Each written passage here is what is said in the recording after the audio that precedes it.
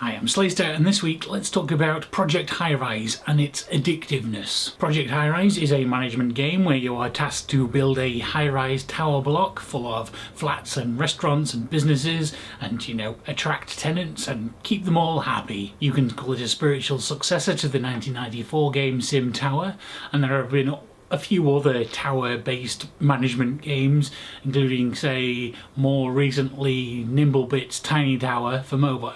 The mechanics here are on the slightly simple side, but they're well balanced and it feels like you are progressing as you build your tower higher and higher and get more fancier shops and offices available to build. And as a fan of management games, I instantly fell in love with it. The graphics are pretty basic, but you don't really need anything super fancy for this kind of game because it's all about the simulation. That is the big thing about management games, is that they are a fixed simulation. They have rules.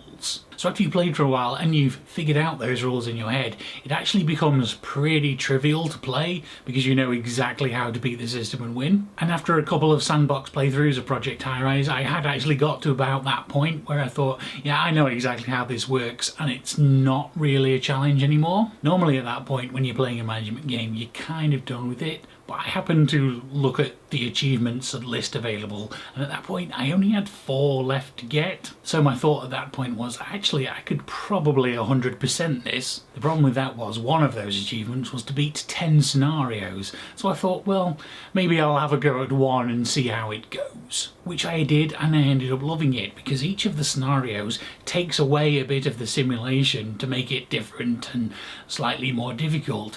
Say you can't build any residential apartments in this tower, or you are limited in amounts of money, or it can only be so wide, and each one has a slightly different twist. So it's almost a new thing each time, and that made it super interesting for me because you sort of knew what you were doing but still had to rethink about it. And it's ended up being one of my favourite management games that I've played for a while, probably since, say, Prison Architect. Although I'm sure there's some major management games I haven't tried yet because, as you saw in my last video, I'm way behind on that kind of thing. But Project Highrise comes up very highly on the list for me. So eventually I did complete those 10 scenarios and get the achievement, which is now my 4th rarest achievement that I have, and during that process I had got the other 3 and got to 100%. The problem of course with that is that the very next day after that they released an expansion for it which added a bunch more achievements. I haven't been back and played the expansions yet, but I probably will do at some point because I did enjoy the time I spent with this game. And if you enjoy management games in any way, shape or form,